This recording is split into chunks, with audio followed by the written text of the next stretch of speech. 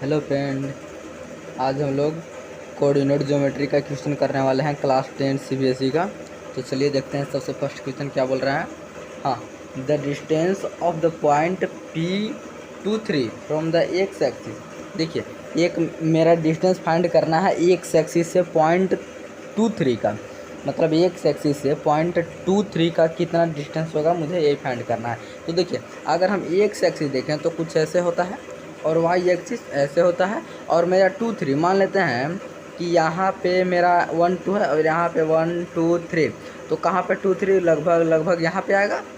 Okay guys, आप लोग तो समझ रहे होंगे मतलब। और इसी 2 3 का डिस्टेंस हमें ये एक्स एक्सिस से फाइंड करना है। ये आपको नज़र आ रहा है एक्स एक्सिस, ये वाला एक्सिस जो नज़र आ रहा है, यही एक्स एक्सिस से मुझे इसका डिस्टेंस फाइंड करना है। तो आप लोग बता सकते हैं इसका डिस्टेंस कितना होने वाला है। जितना, देखिए, एक्स एक्सिस से डिस्टेंस पूछ रहा है, अर्थात कितना होगा 1 2 3। तो देखिए 1 2 3 यूनिट, मतलब एक्स एक्सिस से कितना यूनिट दूरी पर है, 1 2 3 यूनिट पर दूरी पर है। मतलब आप ऐसे भी याद रख सकते हैं कि अगर कोई भी कोऑर्डिनेट का अगर डिस्टेंस एक्स एक्सिस से पूछता है तो मेरा आंसर हो जाता है वाई एक्सिस का कोऑर्डिनेट। मतलब वाई एक्सिस कोऑर्डिनेट कितना है इसका 3, तो एक्स एक्सिस से डिस्टेंस हो गया 3 यूनिट। अगर वाई एक्सिस से डिस्टेंस पूछता तो एक्स का कोऑर्डिनेट हो जाता मतलब 2 यूनिट। अगर वाई एक्सिस से डिस्टेंस पूछता तो मेरा आंसर हो जाता 2 यूनिट, लेकिन एक्स एक्सिस से पूछा है तो वाई का कोऑर्डिनेट हो जाएगा अर्थात 3 यूनिट। बात समझ रहे हैं, तो मेरा आंसर आने वाला है 3 यूनिट। ओके, चलिए दोस्त अगला क्वेश्चन पे चलते हैं। हाँ, तो देखिए फ्रेंड, यहाँ क्या बोल रहा है, the distance between the point 1 4 and 4 0। यहाँ डिस्टेंस फार्मूला लगाएंगे हम, डिस्टेंस फार्मूला लगाने वाला है। देखिए 1 4 और 1 4 और क्या है 4 0, यहाँ से हम डिस्टेंस फार्मूला लगाने वाला है दो फ्रेंड। तो देखिए यहाँ से, अच्छा डिस्टेंस फार्मूला पता है डिस्टेंस फार्मूला क्या होता है। डिस्टेंस पर देखिए इसको है x1, ये है y1, सॉरी ये है y1 और ये है x2 और ये है y2। जनरल पॉइंट ऐसे ही होता है ना। तो इसका डिस्टेंस फार्मूला क्या होता है, जल्दी बता दीजिए। डिस्टेंस फार्मूला होता है x1 माइनस x2 का whole square plus y1 minus y2 का होल स्क्वायर। अब y1 माइनस y2 करिए या फिर y2 माइनस y1 करिए, कोई इससे फ़र्क पड़ने वाला नहीं है, क्योंकि होल स्क्वायर में तो प्लस ही आने वाला है। तो चलिए यहाँ से बैठाते हैं हम। देखिए x1 x2 का मान यहाँ पे जल्दी बैठा दीजिए। देखिए x1 का मान कितना दिया है 1, x1 का मान 1 और x2 का मान 4। तो 1 माइनस 4 पहले यहाँ करते हैं हम। चलिए 1 माइनस 4 का होल स्क्वायर प्लस यहाँ y1 y2 देखिए कितना कितना है। y1 है मेरा 4 और y2 है मेरा 0, मतलब 4 माइनस 0 का स्क्वायर, 4 माइनस 0 का स्क्वायर। अब इसको सॉल्व करते हैं तो कितना आ जाएगा सॉल्व करने पर 1 माइनस 4 अर्थात -3 का स्क्वायर प्लस 4 का स्क्वायर, मतलब कितना आने वाला है 9 प्लस 16 अर्थात 25 का रूट में। अगर इसको बाहर निकालेंगे फ्रेंड तो आ जाएगा मेरा 5, मतलब आंसर मेरा आने वाला है 5 यूनिट इसका डिस्टेंस है। ओके, तो मेरा आंसर हो चुका है -5 नहीं 5। तो चलिए अगला क्वेश्चन पे चलते हैं। अगला क्वेश्चन क्या बोल रहा है, द पॉइंट -5 1 1 5 1 P और 4 -2 आर कोलिनियर।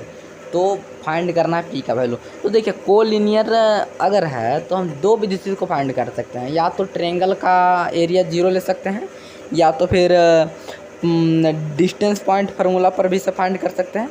मतलब अगर देखिए, अगर हम डिस्टेंस पॉइंट फार्मूला पर के बात डिस्टेंस फार्मूला अगर पर बात करें तो अगर मैं मान लेता हूँ कि ए है मेरा -5 1 और बी है मेरा 1 P और सी है मेरा 4 -2। तो यहाँ से हम पहले ए बी निकालेंगे, बी सी निकालेंगे और फिर ए सी निकालेंगे। तो अगर एक कोलिनियर है तो किसी दो का सम तीसरा का इक्वल होना चाहिए। मतलब अगर मान लेते हैं ए कोई पॉइंट पर है, अगर मान लेते हैं ए कोई पॉइंट पर है, देखिए जहाँ पे ए बी और सी ये ऐसे है, तो इसका कुछ इस तरह का आएगा A B plus B C बराबर ए सी। मतलब हम ऐसे भी करके पी का मान निकाल सकते हैं। लेकिन गाइस इससे सबसे अच्छा ट्रिक होगा कि आप ट्रेंगल का एरिया जीरो ले लीजिए, उससे बहुत अच्छी तरह से मतलब बहुत इजी तरीक़ा से फाइंड हो जाएगा। वो मेरा इजी वे होता है फाइंड करने का। तो चलिए हम ट्रेंगल का एरिया जीरो लेके फाइंड करते हैं, तो देखिए कितना आने वाला है। इससे भी आप फाइंड कर सकते हैं, कोई दिक्कत नहीं है, लेकिन हम उसी से फाइंड करते हैं ताकि हमें आसानी पड़े। आइए तो मान लेते हैं कि एक मेरा ट्रेंगल है, कुछ इस तरह का एक मेरा ट्रेंगल है, मान लेते हैं -5 1। ओ गाइस एक मिनट ठहर जाइए।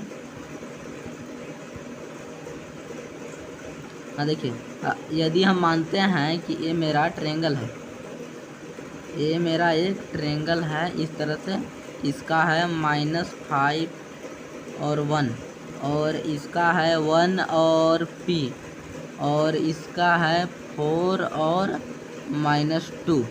तो इसका जब एक कोलिनियर होगा तो ये ट्रेंगल तो बनेगा ही नहीं, मतलब ट्रेंगल का एरिया जीरो। मतलब ट्रेंगल का एरिया पर अगर हम ट्रेंगल के एरिया वाला फार्मूला पर अगर हम इसको बैठाकर बराबर में जीरो कर देंगे तो मेरा पी का मान आ जाएगा। तो चलिए उसी से निकालने का प्रयास करते हैं गाइज। आइए हाँ 1 मिनट, चलिए उसी से निकालते हैं। तो पहले बताइए कि ट्रेंगल का एरिया होता क्या है, मतलब ट्रेंगल का एरिया का फार्मूला क्या होता है, जल्दी बता दीजिए। ट्रेंगल का एरिया का फार्मूला होता है area of triangle, area of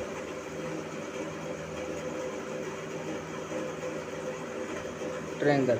area of triangle क्या होता है जल्दी, 1/2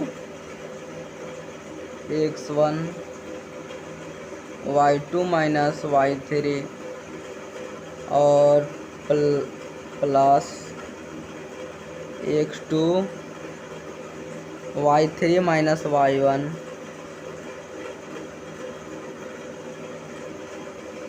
प्लस x3 और y1 माइनस y2।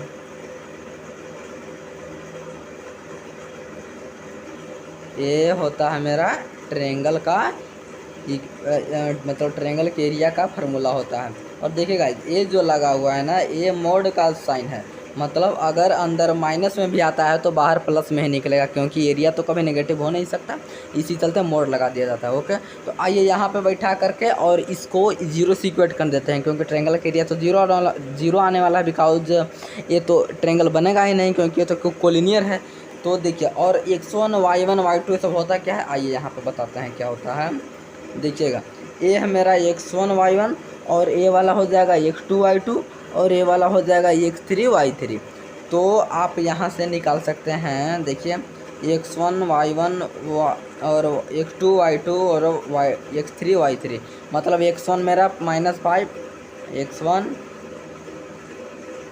-5 और y1 1, ठीक, और x2 1 और y2 p, ठीक, और x3 4 और y3 -2। मेरा यही आने वाला है, इसको हम यहाँ पे बैठाते हैं। देखिए चलिए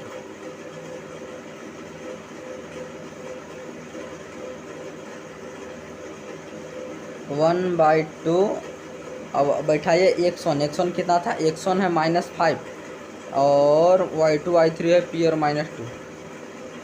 x1 कितना है गाइस, -5, और y2 y3 कितना था, y2 y3 है p और -2, p और -2। अगर ये माइनस और y3 में भी माइनस है, तो माइनस मिल के तो प्लस हो जाएगा, p + 2 प्लस x2 देखिए x2 कितना है, x2 है मेरा 1, x2 1 है, और y3 माइनस y1 अर्थात -2 -1 -2 -1 प्लस x3 कितना है 4, x3 है मेरा 4, फिर है y1 y2 कितना हो जाएगा 1 और p, 1 माइनस पी, ये हो गया मेरा ट्रेंगल का एरिया। अब यहाँ से इसको सॉल्व करते हैं, उसके बाद 0 से इक्वेट कर देंगे इसको। तो आइए पहले इसको सॉल्व कर लेते हैं। 1/2 और -5 पी -10 और यहाँ -2 -1 -3 यानी -3 और +4 -4p। ये इसको सॉल्व पहले करते हैं, कितना आ जाएगा 1/2 पी -5p -4p अर्थात -9p और -10 -3 +4 -13 +4 था -13 + 4 अर्थात -9 और इसको 0 से इक्वेट कर देते हैं। तो यहाँ से अब निकाल सकते हैं p का मान कितना हो जाएगा। अगर 1/2 उधर जाएगा तो 0 ही होने वाला है, मतलब -9p -9 बराबर 0 अर्थात मेरा p यहाँ से थिंक आ जाएगा 1 या फिर -1। चलिए देखते हैं। 9p बराबर उधर जाएगा 9 तो +9 हो जाएगा अर्थात p बराबर मेरा आने वाला है -1। देखिए मिलाइए, है कहीं पे p बराबर -1। ऑप्शन नंबर मेरा डी राइट हो चुका है। ओके, चलिए अगला क्वेश्चन पर चलते हैं। अगला मेरा क्वेश्चन है the area of the triangle ABC with the vertices ABC। मतलब अब की बार मेरा एरिया ही फाइंड करना है, जो ABC इसका वर्टिसेज दिया हुआ है। तो आइए इसका फाइंड करते हैं। मतलब ये हो गया मेरा x1, ये हो गया x1 y1 और ये वाला हो गया x2 y2 और ये वाला हो गया x3 और y3। ओके, तो आइए यहाँ से निकालते हैं। क्या होता है मेरा फार्मूला 1/2 और पहले x1 यानी -5 दिया हुआ है, फिर y2 -y3 अर्थात -5 -5 और प्लस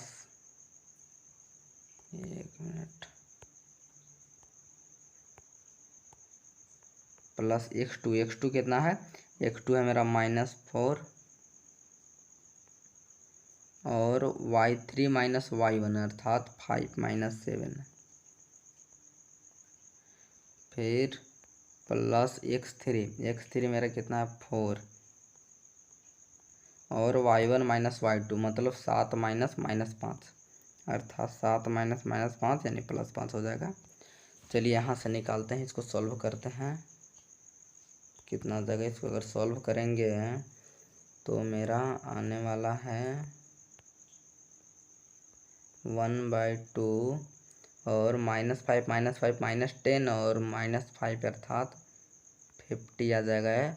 और इसको कितना आ जाएगा 5 -7 -2 और -4 अर्थात +8 और ये कितना आ जाएगा 7 5 12 और 48। ओके, अब इसको सॉल्व कीजिए, कितना आ जाएगा 1/2 और अंदर 8 8 16 और 6 और 4 10। हाँ, तो अब इसको बाहर कर दीजिए, तो माइनस में है ही नहीं तो प्लस में ही आ जाएगा बाहर। तो क्या आ जाएगा मतलब 53 स्क्वायर यूनिट मेरा रिक्वायर्ड आंसर हो चुका है। ओके, देखिए 53 स्क्वायर यूनिट मतलब ऑप्शन नंबर सी। चलिए आगे बढ़ते हैं।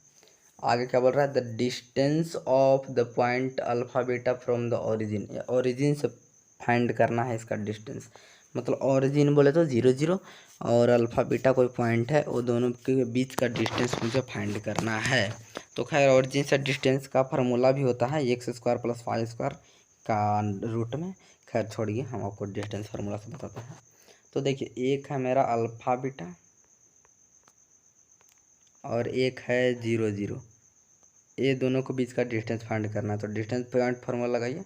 डिस्टेंस फार्मूला क्या होता है, डिस्टेंस फार्मूला होता है x1 - x2 का होल स्क्वायर, मतलब x1 - x2 मतलब अल्फा माइनस 0 का whole square plus y1 minus y2 अर्थात बीटा माइनस जीरो, ये हो जाता है y1 माइनस y2,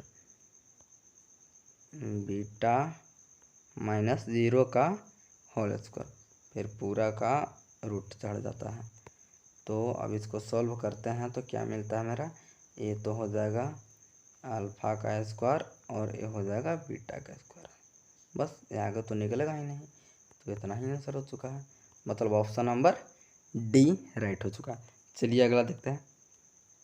आगे क्या बोल रहा है, the area of the triangle whose vertices are 1 2 2 3 और -3 -4, इसका भी एरिया फाइंड करना है। आइए इसका भी वही फार्मूला लगा कर एरिया फाइंड करते हैं।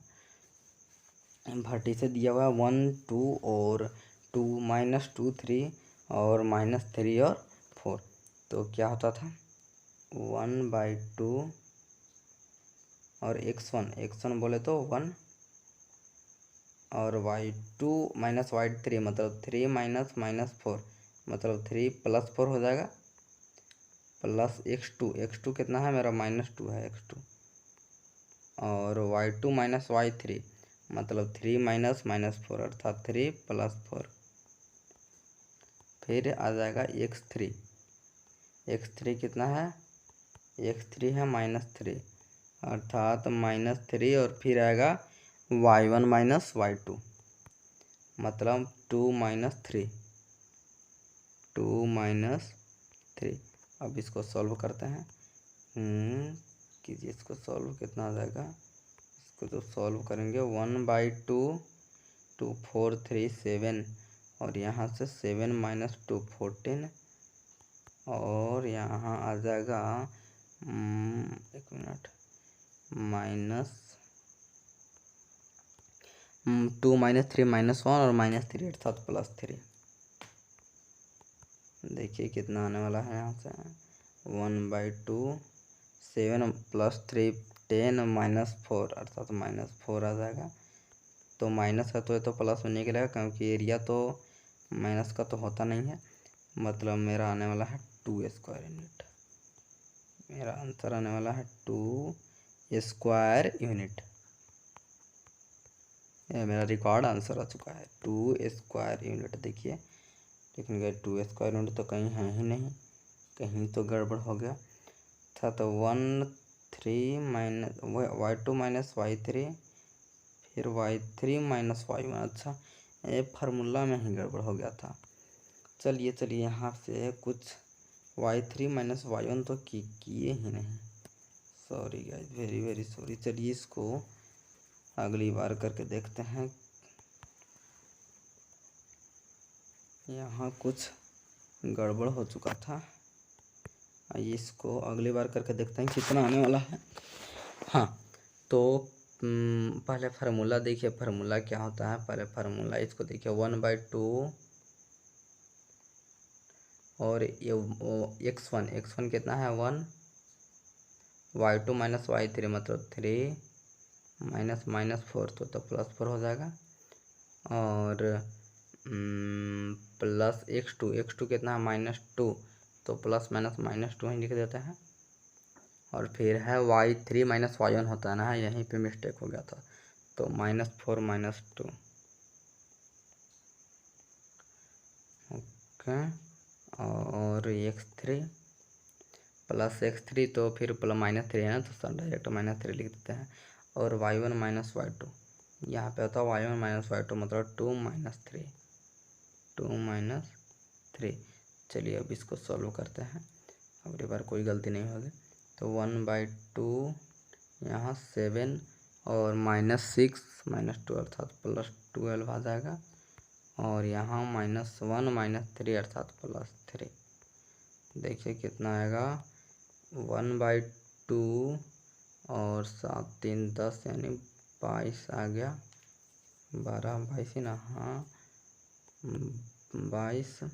अब इसको कीजिए 1/2 × 22 मतलब 11 स्क्वायर यूनिट, मेरा कितना आ गया है 11 स्क्वायर यूनिट। ये मेरा रिकॉर्ड आंसर हो चुका है 11 square unit, option number A correct हो चुका है। उस बार थोड़ा मिस्टेक हो गया था। चलिए अगला क्वेश्चन देखते हैं। हाँ द लाइन सेगमेंट ज्वाइनिंग 3 -1 और -6 5 is trisector the coordinates of point trisection are.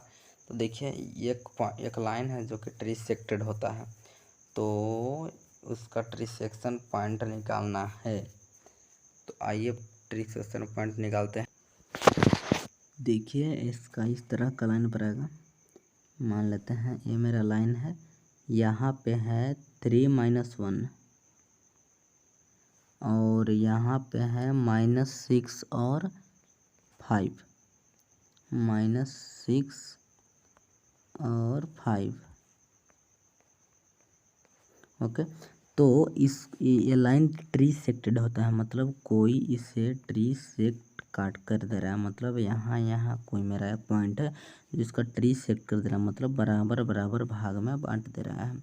तो हम यही ट्री सेक्शन पॉइंट निकालते हैं। खैर मेरा आंसर 2 आएगा, मतलब 2 गो आने वाला आंसर। मेरा एक पॉइंट आएगा ये वाला और ये वाला, लेकिन ऑप्शन तो एक ही दिया। तो चलिए जो ऑप्शन मिलेगा हम उसी पर टिक कर देंगे। तो आइए इसका पहले निकालने का प्रयास करते हैं।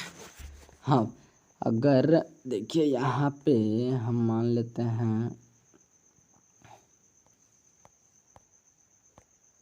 हाँ चलिए देखते हैं। ओ क्या हो गया, इसको मान लेते हैं P और इस पॉइंट को मान लेते हैं Q। अगर हम P को निकालना चाहें तो यहाँ सेक्टर फार्मूला लगाना पड़ेगा। तो उसमें तो M और N रहता है, मतलब रेशियो पता चलेगा तब ना। अगर हम P का कोऑर्डिनेट निकालना चाहते हैं तो मेरा M आ जाएगा 1 और N आ जाएगा 2। बात समझ रहे हैं ना। मतलब अगर इसको हम मानते हैं A और B, मतलब AP/PB 1:2 आएगा। और अगर Q को मानेंगे तो 2:1 आएगा। तो पहले हम P का निकालते हैं। तो P का निकालते समय AP/PB बराबर आ जाएगा मेरा 1/2, मतलब M 1 और N 2। ओके, तो आइए यहाँ से निकालते हैं। और X1 Y1 और X2 Y2 पता ही है, X1 Y1 X2 Y2। तो चलिए सेक्टर फार्मूला लगाते हैं। सेक्टर फार्मूला क्या होता है? सेक्टर फार्मूला होता है x बराबर M X2 minus N X1 sorry plus M X2 plus N X1 बट्टा M plus N A x का कोऑर्डिनेट। तो चलिए पहले x का ही कोऑर्डिनेट निकालते हैं। तो कितना हो जाएगा x का कोऑर्डिनेट? m कितना था देख लीजिए, m है 1, m है 1 इंटू और x2 वहाँ से देखिए -6 प्लस n इंटू x1 कितना है 3, x1 है मेरा 3 बट्टा में m प्लस n। तो यहाँ से सॉल्व कीजिए, -6 प्लस 6 बट्टा 3 अर्थात ये तो मेरा 0 आने वाला है। और अगर हम y कोऑर्डिनेट निकालेंगे तब कितना आएगा? यदि हम y कोऑर्डिनेट निकालते हैं तो कितना आएगा? देखिए y कोऑर्डिनेट का क्या होता है? m y2 plus n y1 बट्टा m प्लस n। तो m y2 अर्थात 1 इंटू y2 कितना है? y2 है 5 और y1 है -1। y2 है 5 प्लस n 2 और y1 है -2 था ना, y1 -1 बटा m प्लस n अर्थात 1+2। यहाँ से देखिए अर्थात कितना है इधर 5 -2 और बट्टा 3, मतलब 3/3 अर्थात 1। मतलब P का कोऑर्डिनेट मेरा आ चुका है 0 और 1, मतलब P का जो कोऑर्डिनेट आ चुका है 0 और 1। अब निकालते हैं Q का कोऑर्डिनेट। मतलब Q का कोऑर्डिनेट निकालेंगे, देखिए Q का कोऑर्डिनेट इधर निकालते हैं। ये Q का कोऑर्डिनेट निकालने का प्रयास करते हैं। तो चलिए देखिए कि जब Q का कोऑर्डिनेट निकालेंगे तो मेरा रेशियो आ जाएगा 2:1, ए क्यू रेशियो क्यू भी करेंगे तो 2:1 आ जाएगा।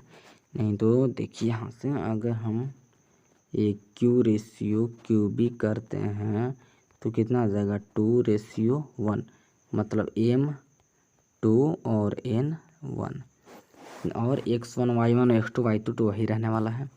चलिए इसका भी पहले x का कोऑर्डिनेट निकालते हैं। x coordinate mx2 plus nx1 बट्टा m प्लस n, अर्थात m तो है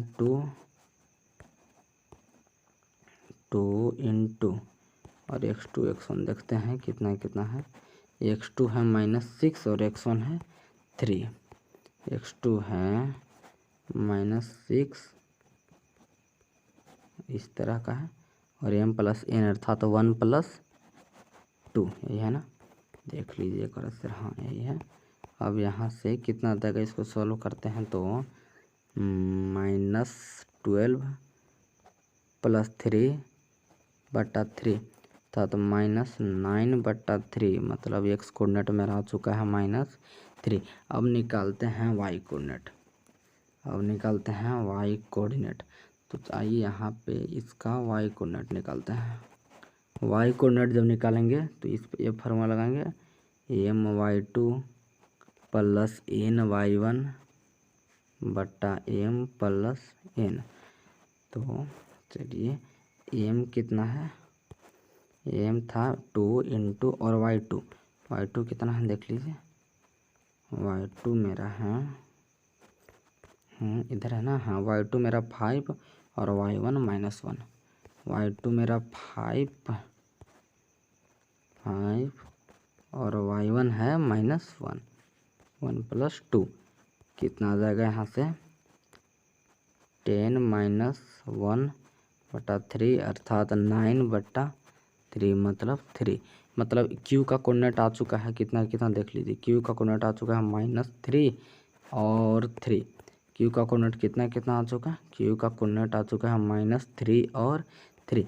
मतलब ये देखिए, मतलब अगर हम आपको दिखाते हैं तो देखिए मेरा P का कोऑर्डिनेट कितना आया था। P का कोऑर्डिनेट यहाँ पे है 0 और 1 और Q का कोऑर्डिनेट कितना आया अभी यहाँ पे कि -3 और 3। तो देखिए ऑप्शन में कौन सा दिया हुआ है, -3 और 3 लगता है कि दिया हुआ है। देखिए ऑप्शन में है -3 और 3 अर्थात ऑप्शन नंबर बी मेरा राइट हो जाएगा। चलिए अगला क्वेश्चन देखते हैं।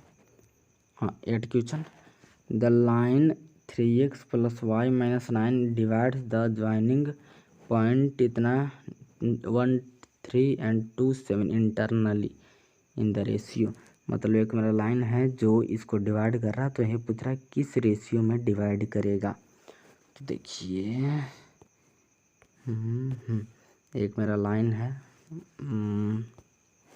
एक मेरा लाइन है जिस पर लाइन ज्वाइनिंग है कितना कितना से 1 3 और यहाँ पे मान लेते हैं और यहाँ पे मान लेते हैं 2 7 और इसको एक लाइन डिवाइड कर रही है। मान लेते हैं एक लाइन डिवाइड कर रही है जिसका इक्वेशन है 3x + y - 9 बराबर 0। ये इक्वेशन है इस लाइन का। इस लाइन का इक्वेशन है 3x + y - 9 बराबर 0 और ये पूछ रहा है कि ये लाइन इसे किस रेशियो में डिवाइड करेगी। ओके, तो पहले हम मान लेते हैं कि ये m रेशियो n में डिवाइड करेगी। पहले हम मान लेते हैं ऐसे ही कि ये m रेशियो n में डिवाइड करेगी इस पॉइंट पर, जिसका नाम देते हैं हम O। ओके, इसका नाम देते हैं A, इसका नाम देते हैं B। अब पहले हम O पॉइंट का कोऑर्डिनेट निकालेंगे, उसके बाद इस लाइन पर आएंगे। पहले हम O पॉइंट का कोऑर्डिनेट निकालते हैं तो कितना आएगा। देखिए O पॉइंट का कोऑर्डिनेट सेक्टर फार्मूला से O का एक मिनट हम लिखते हैं कोऑर्डिनेट्स ऑफ O। तो कितना आ जाएगा, पहले ये वाला फार्मूला लिखेंगे, पहले x कोऑर्डिनेट मतलब M X two plus N X one बट्टा एम प्लस एन, और Y coordinate M Y two plus N Y one बट्टा एम प्लस एन।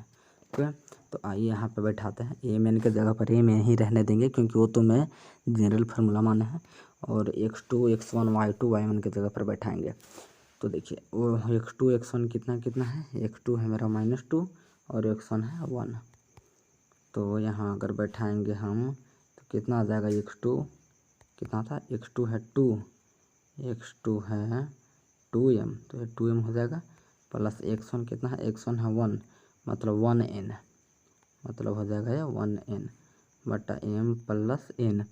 और उधर अगर बैठाते हैं वाई टू वाई वन कितना कितना है, वाई टू है -7 और वाई वन है 3, वाई टू है 7 -7 नहीं सॉरी 7, वाई टू है 7 मतलब 7m प्लस वाई वन था 3, वाई वन है केवल 3 मतलब 3n बट्टा m प्लस n। अब यहाँ से आगे तो सॉल्व होने वाला नहीं है, मतलब ओ का मेरा जनरल पॉइंट आ चुका है, 2m plus n m plus n, और इससे और Y coordinate 7m plus 3n और m प्लस n।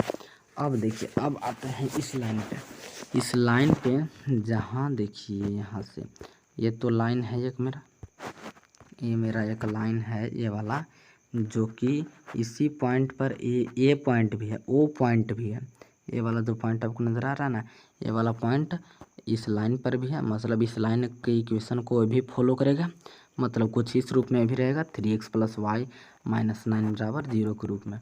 मतलब देखिए 3x प्लस वाई माइनस 9 बराबर 0 के रूप में रहेगा, ये भी ये जो पॉइंट आया है ये भी रहेगा, मतलब x का मान इतना और y का मान इतना रखते हैं इस इक्वेशन में, तो हमें एम एन का वैल्यू फाइंड हो जाएगा।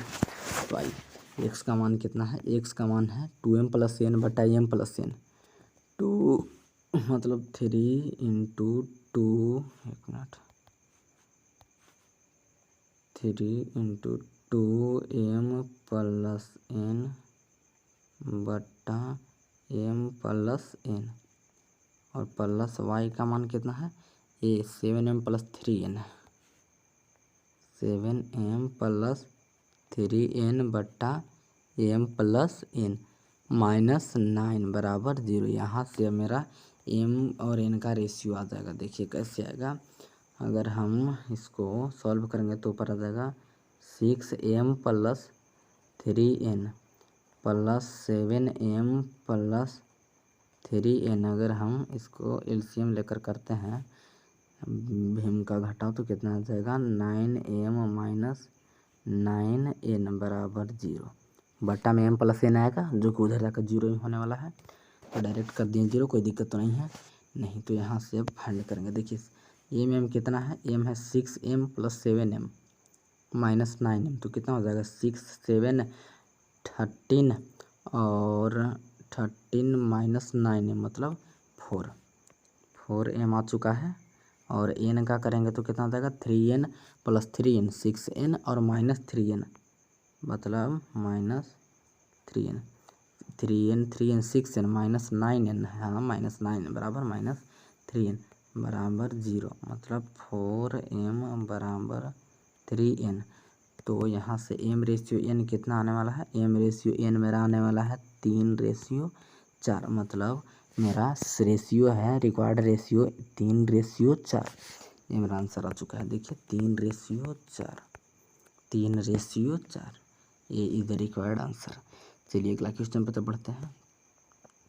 अगला क्वेश्चन मेरा देखिए, इसमें ऑप्शन नहीं दिया हुआ है लेकिन हम ऐसे भी सॉल्व करके बताएंगे। The distance between A and B, A का कोऑर्डिनेट है A plus B A minus B, और बी का कोऑर्डिनेट है ए माइनस बी और ए माइनस बी। तो यहाँ से ऑप्शन ए नहीं दिया है खैर, लेकिन चलिए इसको फिर भी हम करने का प्रयास करते हैं ऐसे ही।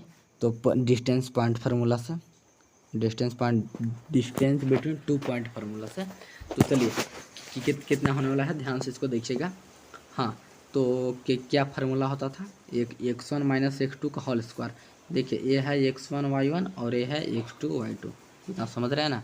तो यहाँ से चलिए x1 माइनस y1 का होल x1 माइनस x2 का x1 माइनस x2 का होल स्क्वायर x2 का होल स्क्वायर मतलब a plus B minus A minus B तो यहाँ भी प्लस हो जाएगा ए प्लस बी और ए माइनस बी करेंगे तो माइनस ए, लेकिन माइनस बी की जगह प्लस बी हो जाएगा क्योंकि माइनस है। ओके, और इसका whole square plus y1 minus y2 मतलब ए वाला और ए वाला का होल स्क्वायर। तो y1 कितना है ए माइनस बी और माइनस y2 कितना माइनस ए माइनस बी, लेकिन ये माइनस साइन का होने की वजह से दोनों प्लस में आ जाएगा, प्लस ए प्लस बी आ जाएगा का होल स्क्वायर। ओके, और इसका फिर रूट में यही होता है ना डिस्टेंस बिटवीन 2 पॉइंट फार्मूला। तो चलिए यहाँ से निकालते हैं, इसको सॉल्व करते हैं कितना आने वाला है। ओके, तो देखिए यहाँ से आ जाएगा आपका 1 मिनट। देखिए यहाँ से ए एक कैंसिल हो जाएगा तो केवल बच जाएगा 2b का होल स्क्वायर, और यहाँ से करेंगे तो यहाँ b भी कैंसिल हो जाएगा और बच जाएगा 2a का होल स्क्वायर और इसका रूट। मतलब मेरा आने वाला है 4b square plus 4a square बराबर 4। अगर हम कॉमन लेते हैं तो इस 2 आ जाएगा बाहर, लेकिन a square plus b square अंदर ही बच जाएगा। यही हो गया मेरा रिक्वायर्ड आंसर। इसके आगे तो सॉल्व भी नहीं हो सकता, तो यहीं तक मेरा आंसर हो चुका है। इसका ऑप्शन नहीं था, लेकिन खैर चलिए अगला देखते हैं। चलिए 10th and last question. If a बटा 3 and 4 is the middle point of line segment p and r then the value of 4। तो ये मिडिल पॉइंट फार्मूला लगाना है। मिडिल पॉइंट फार्मूला पता है ना, x1 प्लस x2 बटा 2 एंड y1 प्लस y2 बटा 2। देखिए यहाँ से एक मेरा ऐसे कोई लाइन है p जो -6 और 5 कोऑर्डिनेट रखता है, और r जो -2 और 3 कोऑर्डिनेट है इसके पास, और इसका मिडिल पॉइंट सबसे बीच वाला पॉइंट है a/3 और 4। तो देखिए इसका मिडिल पॉइंट फार्मूला क्या होता है, x1 प्लस x2 बटा 2 और y1 प्लस y2 बटा 2। मतलब यदि हम x कोऑर्डिनेट की बात करें तो x कोऑर्डिनेट तो इसका a वाला है a/3, मतलब a/3 बराबर x1 प्लस x2 बटा 2, मतलब x1 प्लस x2 बटा 2, मतलब -6 प्लस -2 यानी कि -2 बटा 2। ये हो जाएगा a बटा 3। बस यहीं से ये आपका फाइंड हो जाएगा। देखिए 2a बराबर उधर -8 और 3 यानी -24, यानी ये बराबर आ चुका है मेरा -12। ये बराबर आ चुका है मेरा -12, जो कि ऑप्शन नंबर सी राइट हो जाएगा। चलिए तो आज तक बस इतना है, फिर मिलते हैं अगली वीडियो में।